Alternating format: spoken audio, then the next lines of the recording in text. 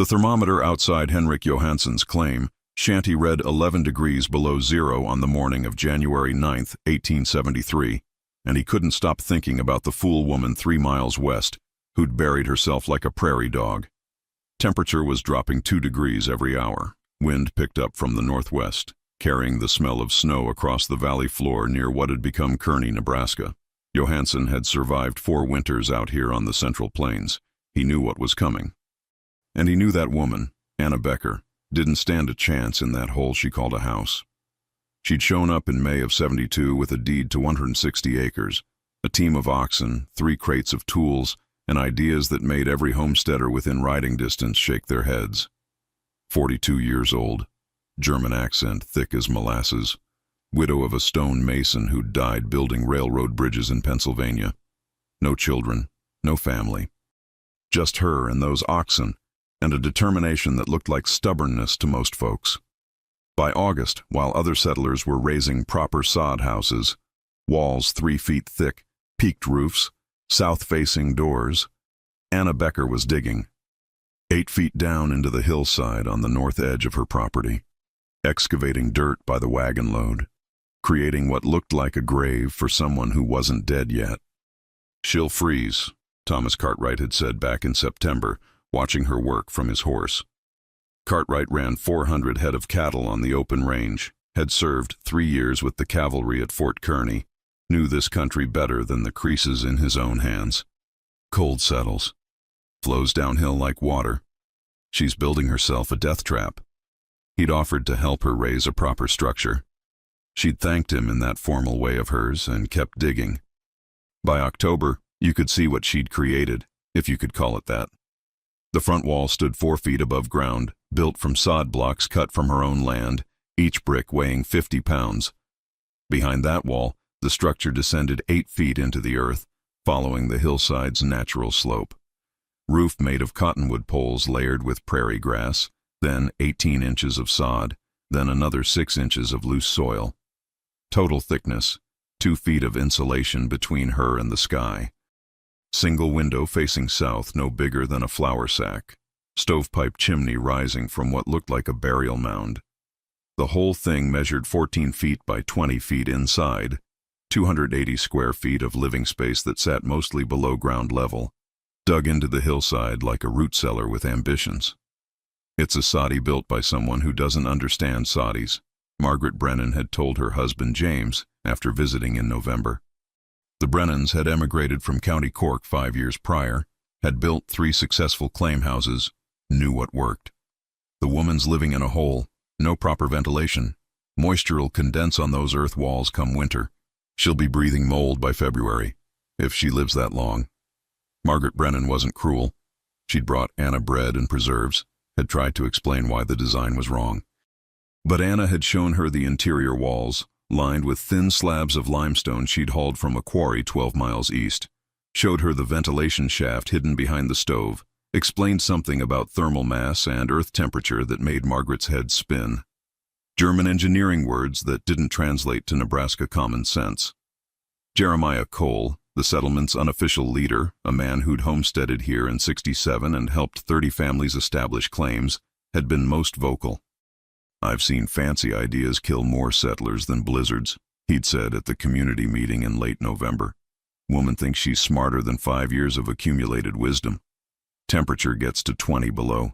That earthen roof will freeze solid. Condensation will turn to ice on her walls. She'll be living in an ice cave, burning through her fuel supply trying to stay warm, and when that fuel runs out..." He'd let the silence finish his sentence. Cole was 53 years old, had buried 2 neighbors who'd made similar experimental mistakes. His concern was legitimate, rooted in experience, edged with the frustration of watching someone ignore hard-won knowledge. If you're interested in how traditional wisdom gets tested by individuals who think differently, and you want to see how those tensions play out when survival hangs in the balance, consider subscribing. We're documenting frontier innovations that challenged accepted practices, the people who had courage to build differently, and what happened when nature forced everyone to reckon with results. This channel exists to preserve knowledge that textbooks overlook. The blizzard started on January 11, 1873. Not the worst storm in Nebraska history, that distinction belonged to 1888, but bad enough to kill 17 people across 3 counties and test every structure in the valley. First snow fell at 2:30 in the afternoon, temperature at 6 degrees. By nightfall, you couldn't see 10 feet through the white.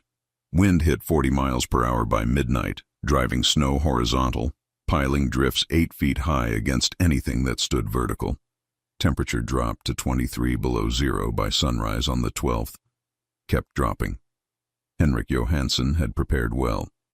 His sod house, built conventional style with 3-foot walls and peaked roof, had stores of firewood stacked inside, enough flour and beans for 6 weeks, lamp oil, candles.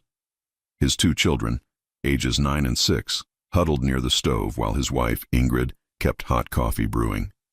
Temperature inside held at 52 degrees that first day. Johansson fed the stove every 2 hours, burned 4 logs between dawn and dusk, felt confident. His walls were solid. Roof was tight. He'd done everything right according to 5 years of community experience. By January 13th, the 3rd day, things had changed. Wind hadn't stopped. Snow kept falling. Drifts reached the roofline on the north side of his house. Temperature outside measured 34 below zero, the coldest Johansson had recorded since arriving in Nebraska. Inside, despite burning 6 logs before noon, the temperature had dropped to 46 degrees. Frost formed on the interior walls near the ceiling. His children wore every piece of clothing they owned, huddled under wool blankets next to the stove. The problem was simple physics that nobody had adequately explained to homesteaders. Sod walls insulated, yes, but a peaked roof created an attic space, dead air that absorbed heat rising from below. That heat, seeking the coldest point, transferred through the roof and into the frozen air outside. Johansson was heating the sky. Thomas Cartwright's situation was worse. His ranch house, built with milled lumber hauled from Omaha at considerable expense, had proper windows with glass, a shingled roof, plastered interior walls, all the markers of civilization and success. On January 14th, the 4th day of the storm, temperature inside his house measured 41 degrees, despite burning through a quarter cord of firewood every 12 hours. The problem was the same one affecting frame houses from Kansas to the Dakotas. Wood didn't mass. It insulated like a wool coat, trapped air between fibers, slowed heat transfer, but it had no thermal capacity. Heat went in, heat went out, nothing stored energy. Cartwright's expensive lumber walls measured 4 inches thick. Anna Becker's earthen structure descended 8 feet into soil that, below frost line, maintained a constant 52-degree temperature year-round, regardless of surface conditions. The Brennan family, in their well-built soddy 3 miles south of Anna's property, faced a different crisis. By January 15th, day 5 of the blizzard, their stove began smoking. Wind pressure outside exceeded interior pressure, reversing the chimney's natural draft, pushing smoke back into the living space. James Brennan had to choose: suffocate his family with smoke or let the fire die and face freezing. He chose to open the door 6 inches, creating cross-ventilation that allowed the chimney to draw, but also dropped interior temperature to 38 degrees and let snow drift into the northwest corner of their single room. Margaret wrapped their 3 children in every blanket they owned and prayed the storm would break. It didn't. Jeremiah Cole, the man who'd warned everyone about Anna's foolish design, was managing better than most. His sod house had double walls, an expensive innovation where 2 parallel walls stood 18 inches apart, the gap packed with loose prairie grass for additional insulation. Temperature inside his structure held at 49 degrees on January 16th, 6 days into the blizzard, despite outside temperatures reaching 38 below zero. But he was burning 9 logs daily, and his woodpile, which had looked sufficient in November, was diminishing faster than anticipated. He'd calculated fuel needs based on a typical winter where cold snaps lasted 4, maybe 5 days. This storm showed no signs of ending. Cole started burning furniture on the evening of January 17th, day 7. First the spare chair, then the small table he'd built for his wife, then the bed frame. Oak burned hotter and longer than cottonwood, but watching handmade furniture turn to ash bothered him more than he'd admit. The community stayed isolated. Storm made travel impossible. Visibility remained near zero. Wind screamed across the prairie at speeds that'd knock a man down, freeze exposed skin in under 2 minutes. Temperature on January 18th, day 8, measured 41 below zero at dawn. Jeremiah Cole's thermometer, mounted outside his south wall, registered the lowest reading he'd seen in 6 years. Inside, despite burning the last of his furniture, temperature had dropped to 44 degrees. His fuel supply would last perhaps 4 more days. Then what? Burn the door? Burn the walls themselves, dismantling his shelter from the inside while the blizzard raged outside. The mathematics of survival had become brutally simple. BTUs required to maintain livable temperature versus BTUs available from remaining combustibles, divided by days until the storm ended, and nobody knew when that'd be. Here's something worth understanding. If you're watching this video because you value knowledge that helped people survive in eras before central heating and modern insulation, hit that like button. This story gets more relevant as we go, and that small action helps preserve historical content that documents how individuals solved problems with nothing but determination, observation, and willingness to think differently than their neighbors. Nobody had seen Anna Becker since January 10th, the day before the storm arrived. Her property sat 3 miles west of the nearest neighbor, accessible only by a trail that now lay buried under drifts 10 feet deep. Conventional wisdom said she was dead. Had to be. That underground pit she'd called a house couldn't possibly maintain livable temperature. She'd have burned through whatever fuel she'd stored. Frozen slowly in the dark, body wouldn't be found until spring thaw. Thomas Cartwright mentioned her at dinner on January 19th, day 9. Voice matter of fact, without malice. We'll need to inform the land office. Woman had no family. Her claim will revert to available homestead acreage. His wife nodded, sad but accepting. They'd tried to warn her. She'd chosen not to listen. What nobody knew, what nobody could know, isolated in their own desperate attempts to stay warm, was that Anna Becker's interior temperature hadn't dropped below 54 degrees since the storm began. Not once. Not even when outside air reached 41 below zero on the morning of January 18th. The physics that Jeremiah Cole and every experienced homesteader had dismissed as foolish German engineering were performing exactly as Anna had calculated. 8 feet below ground level, the Earth maintained its constant 52-degree temperature, unaffected by surface storms. The hillside into which she'd excavated acted as a massive thermal battery, millions of pounds of soil at stable temperature, radiating gentle, constant warmth into her living space. Her limestone-lined walls prevented moisture condensation, the stone absorbing and releasing humidity in balanced cycles that kept air dry. The 2-foot-thick roof insulated so effectively that heat from her small stove, burning just 3 logs per day, was sufficient to maintain comfort. More than comfort, actually. Anna had been baking bread on January 17th, had been reading by lamplight, had been sleeping without her coat on. The storm's intensity increased on January 20th, day 10. Wind exceeded 50 miles per hour, created drifts that buried claim shanties to their roof lines, collapsed 2 poorly built structures in the valley, killed 4 head of Cartwright's cattle that had been trapped in a ravine. Temperature held at 39 below zero. Henrik Johansson's children stopped asking when the storm would end. They'd stopped talking much at all, conserving energy, huddled under blankets that were damp from condensed breath. Interior temperature in the Johansson house measured 43 degrees. Ingrid Johansson had started burning seed corn, the kernels they'd saved for spring planting because it was that or freeze. Each handful of corn represented future harvest, future income, future survival. Watching it burn felt like watching their next year disappear into flame and ash. Margaret Brennan, on January 21st, day 11, began showing signs of pneumonia.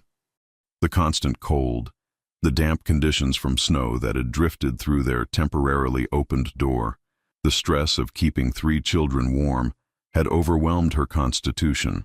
She coughed wetly, struggled to breathe, ran a fever that felt ironic given the freezing conditions. James Brennan faced impossible mathematics. His wife needed warmth to survive illness, but fuel supplies would last only 3 more days at current consumption rates. Increase burning to help Margaret, and they'd all freeze when wood ran out. Maintain current ratios and watch his wife deteriorate. He chose to burn faster, hoping the storm would break before fuel exhausted. Temperature inside their soddy reached 47 degrees on the evening of January 21st, warmest it had been in 6 days. But their woodpile shrank to a height that made James's stomach knot with fear. Jeremiah Cole, burning his last chair on January 22nd, day 12, did something he rarely did. He questioned his own judgment. The woman he'd criticized for building foolishly, for ignoring accumulated frontier wisdom, was 3 miles west in her buried pit, almost certainly dead. But if by some chance her design had worked, if her German engineering had solved problems that his 6 years of experience hadn't anticipated, no, impossible. He pushed the thought away. Experience mattered. Community knowledge, refined through trial and error and tragedy, represented collective wisdom that individual innovation couldn't replace. Anna Becker had been wrong. The storm would prove it. He fed his chair's legs into the stove and watched them burn. The weather finally shifted on January 23rd. Day 13. Wind decreased to 30 miles per hour by afternoon. Snow lightened to flurries by evening. Temperature remained brutal, 36 below zero. But the visible improvement in conditions felt like salvation. Families who'd been trapped in their structures for nearly 2 weeks could finally contemplate venturing outside, assessing damage, checking on neighbors. Nobody moved yet. Storm could return. Better to wait another day, be certain. January 24th dawned clear. Wind had dropped to 15 miles per hour. Temperature measured 29 below zero. Still deadly but manageable for brief exposure. Henrik Johansson, wearing every piece of winter clothing he owned, was the first to venture out at mid-morning. Snow reached his chest in places. Drifts created an alien landscape where familiar trails had disappeared. Reference points had been erased. He struggled toward Cartwright's ranch house 2 miles south, checking on livestock, on structures, on people. Cartwright met him 200 yards from the house. Both men's beards frosted white, breath crystallizing in the air. They exchanged information in short sentences. Livestock losses, fuel status, family conditions. Everyone alive. Barely. They discussed Anna Becker, agreed someone should check on her body before scavengers found it. Neither man wanted that duty, but common decency required it. Thomas Cartwright and James Brennan volunteered for the grim task on January 25th, day 15, accompanied by Jeremiah Cole, who felt obligated despite his misgivings. Temperature had risen to 22 below zero, almost balmy by comparison. The 3 men, riding horses through chest-deep snow, took 4 hours to cover 3 miles. Drifts forced constant detours. Twice they had to dismount, lead horses around formations too deep to traverse.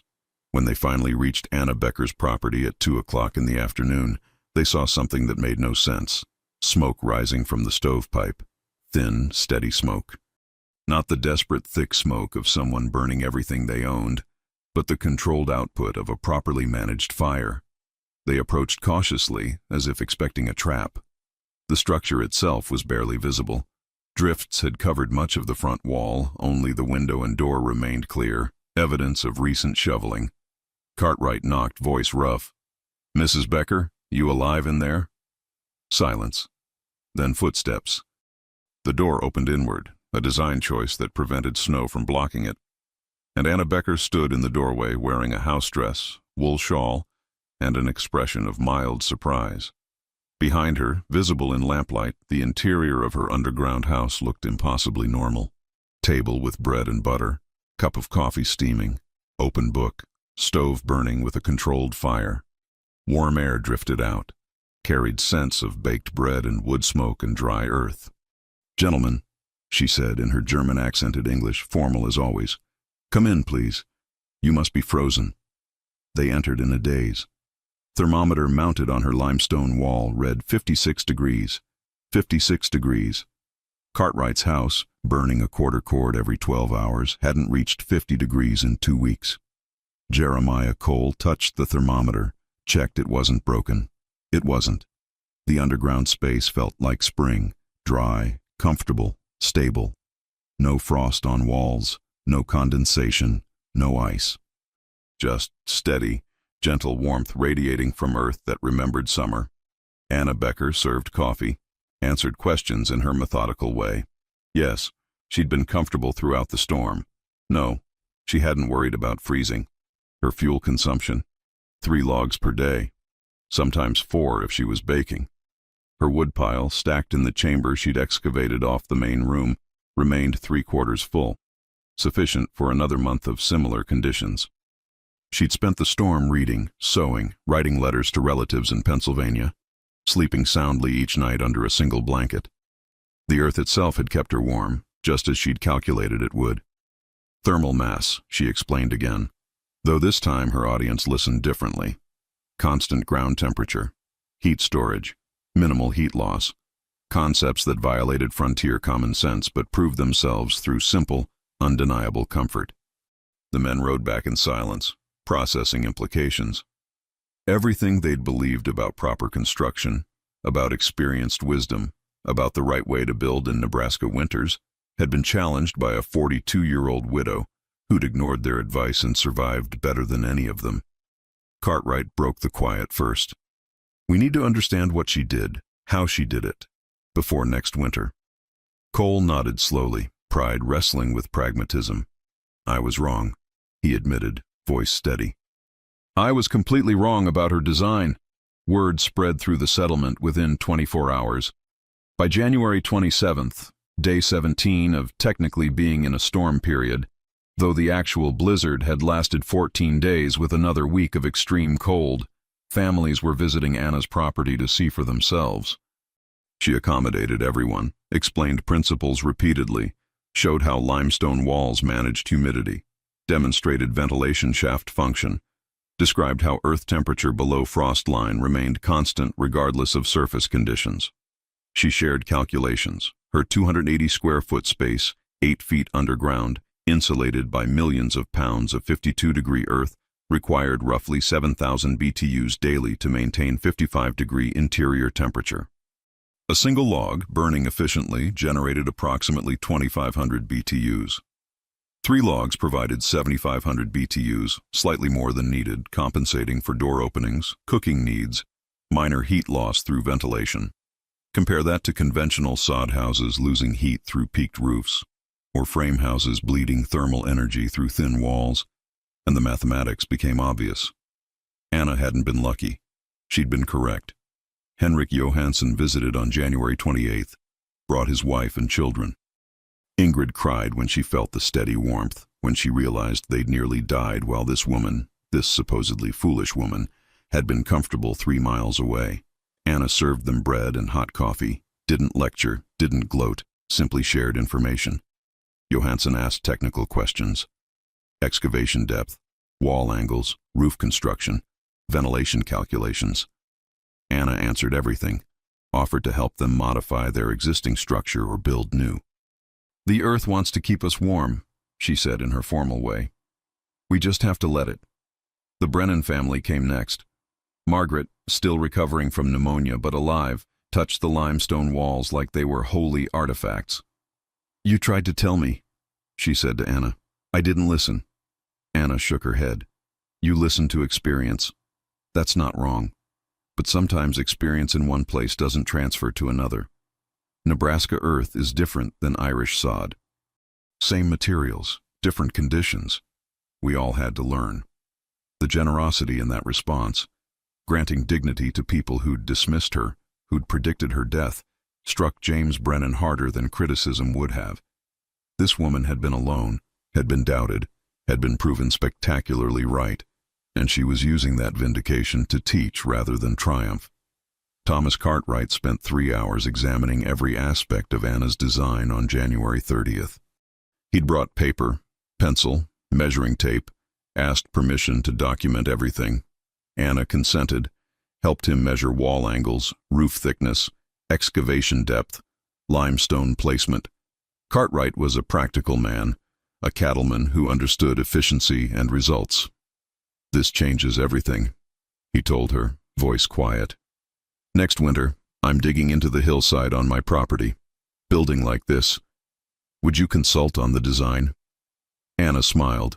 First smile any of them had seen from her. Of course, we'll build it together. That's how knowledge grows. Jeremiah Cole was the last to visit on February 1st, after everyone else had made their pilgrimages. He stood in Anna's doorway, hat in hands, struggling with words. Finally, I told people you'd die. I used my experience, my reputation to convince others your design was dangerous. I was certain I was right. Anna gestured for him to sit, poured coffee. You were protecting people based on what you knew. That's leadership. Cole shook his head. Leadership would have been asking more questions, trying to understand rather than dismiss. I let my confidence become arrogance. The conversation continued for 2 hours, a man confronting his limitations, a woman graciously offering paths forward rather than recrimination. When Cole left, he carried detailed drawings of Anna's design and a commission. She'd help him redesign the settlement's next 3 claim houses, incorporating her principles into community standards. The transformation over the following months was remarkable. By May of 1873, 4 families had begun excavating hillside sites, preparing to build underground or semi-underground structures for the next winter. Anna consulted on each project, adapting her core principles to different terrain, different family sizes, different budgets. The Johansons dug 6 feet into a south-facing slope, creating a 400-square-foot space that would house their growing family comfortably. The Brennans excavated a similar depth but added a second chamber for their children, separated by limestone walls. Thomas Cartwright, with resources unavailable to most homesteaders, created an elaborate 800-square-foot underground ranch house with multiple rooms, all accessed through a surface-level entry structure that protected the main living space from direct weather exposure. By autumn, 7 new structures dotted the valley, all incorporating Anna's thermal mass principles to varying degrees. Some were fully underground, like her original design. Others were partially bermed, with earth banked against north and west walls, while south walls remained exposed for light and access. All used thick roofs, limestone or stone wall linings, ventilation shafts, careful attention to heat retention through mass rather than mere insulation. The old guard, experienced homesteaders who'd built conventional soddies, watched with skepticism at first, then with grudging interest, then with actual enthusiasm as test fires in October demonstrated dramatic fuel efficiency improvements. A properly designed underground structure required 40% less firewood than conventional construction to maintain equal interior temperatures. For families who spent half their labor hours gathering fuel, that wasn't just efficiency, it was liberation. The winter of 1873-74 was moderate by Nebraska standards. No multi-week blizzards. Nothing that truly tested the new designs. But in January of 1875, another major storm struck. 10 days of wind and snow, temperatures to 31 below zero, conditions severe enough to kill livestock and trap families indoors. This time, the community weathered it differently. Anna Becker's house, now in its 3rd winter, maintained 55-degree interior temperature throughout the storm, burning 3 logs daily as always. The 7 new underground or partially underground structures performed similarly, temperatures holding between 50 and 57 degrees, fuel consumption dropping to levels that seemed impossible 3 years prior. Even modified conventional structures where homesteaders had bermed earth against walls or thickened roofs based on Anna's principles showed significant improvement.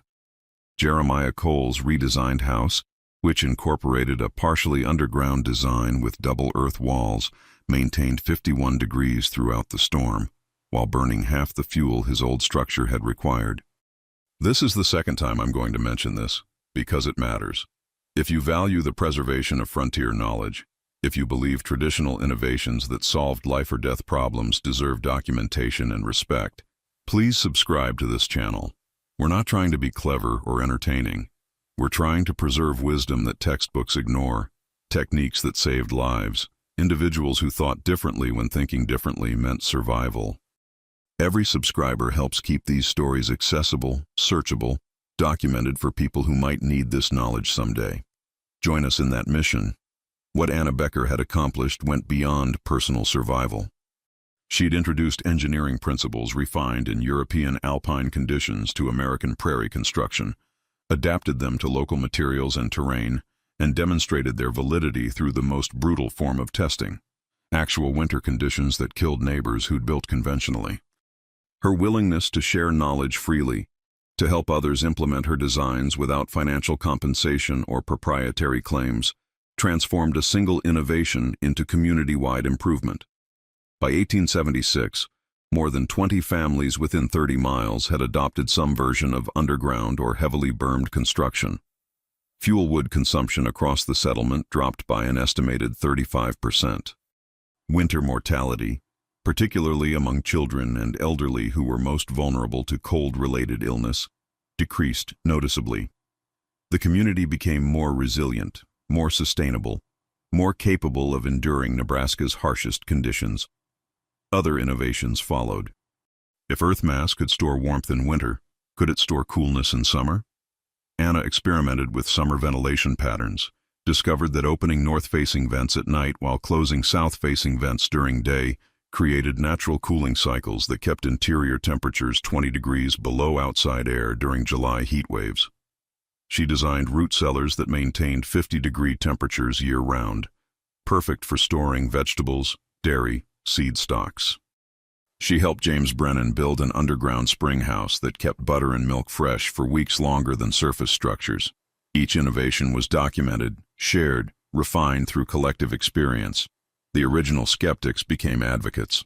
Thomas Cartwright, whose ranch house now incorporated underground design principles, wrote to the Nebraska Land Office in 1877, suggesting that homesteaders receive construction guidance emphasizing thermal mass and earth berming. His letter cited specific fuel savings, structural advantages, improved livestock survival rates when barns were partially buried into hillsides. The Land Office didn't change its recommendations. Bureaucracies move slowly. But Cartwright's letter represents a remarkable transformation. A man who'd declared Anna's design a death trap, now promoting it as superior engineering. Jeremiah Cole went further. In 1878, he established a quasi-official position as construction consultant for the settlement, meeting with new homesteaders, explaining thermal mass principles, showing them Anna's original structure as proof of concept. He credited her publicly, repeatedly, telling newcomers, "I nearly let my pride kill this woman. Don't make my mistake. Learn from people who think differently than you, especially when their ideas challenge your experience." It was an unusual form of leadership, using his own errors as teaching tools, but effective. By 1880, the Valley's construction practices had fundamentally shifted from conventional wisdom to evidence-based adaptation. Anna Becker herself remained modest about her contribution.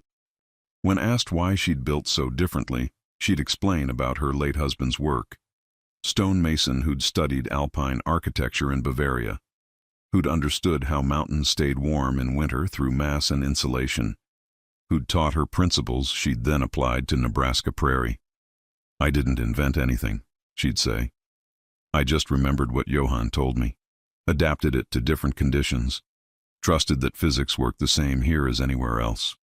That humility, combined with her willingness to teach and collaborate, made her innovations acceptable even to men who might have rejected them if presented with arrogance. She remarried in 1879 to a widower named Gustav Lindgren, who'd lost his wife to pneumonia during the 1873 blizzard, the same storm that had validated Anna's design. Lindgren had 3 children who needed a mother, and practical experience raising homestead crops.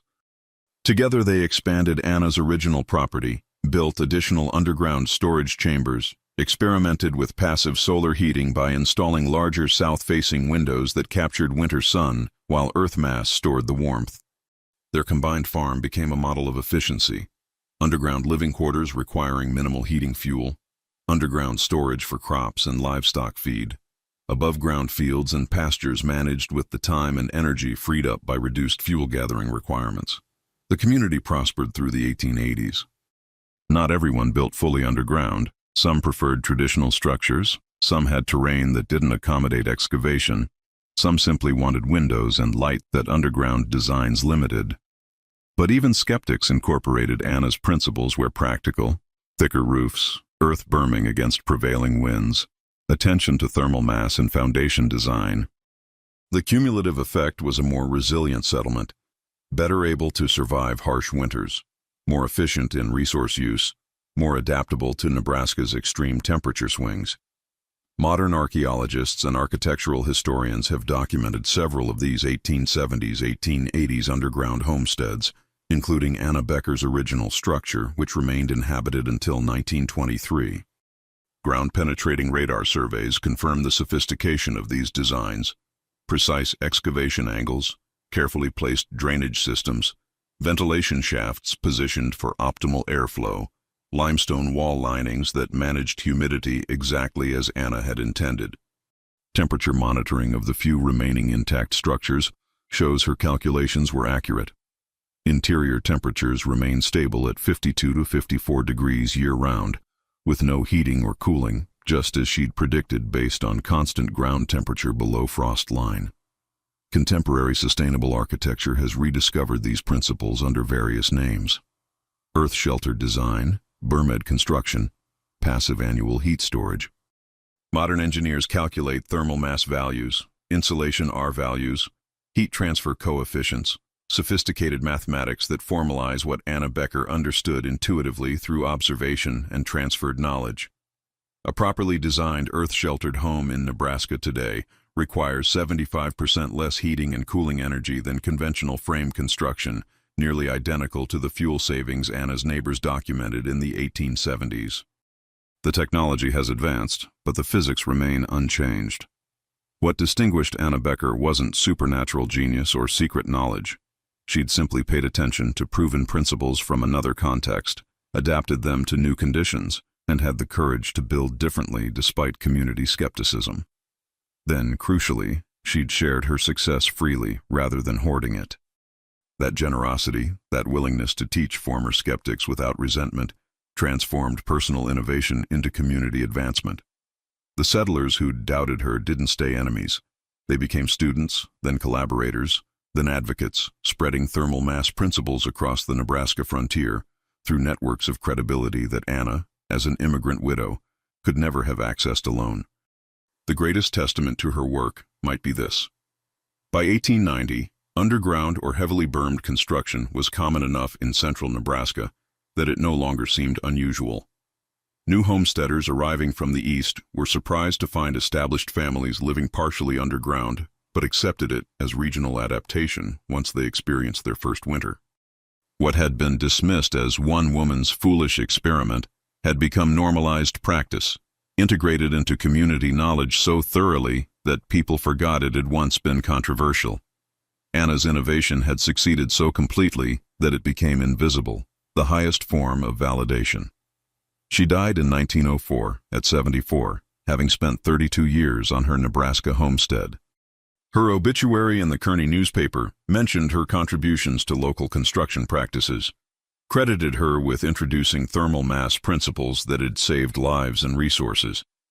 But the obituary was brief, 3 paragraphs, because by 1904, what Anna had pioneered was simply how things were done. The underground house was occupied by one of her step-grandchildren until 1923, when changing agricultural economics and rural depopulation gradually emptied the valley of homesteaders. The structure itself remains, partially collapsed but still recognizable, marked now by the Nebraska State Historical Society as a representative example of immigrant innovation in frontier architecture. What matters isn't just that Anna Becker was right, though she was. What matters is how she was right, through observation, adaptation, willingness to learn from other cultures and contexts, courage to build despite skepticism, and generosity to share freely once vindicated. Those qualities transform individual survival into community advancement, personal success into collective resilience.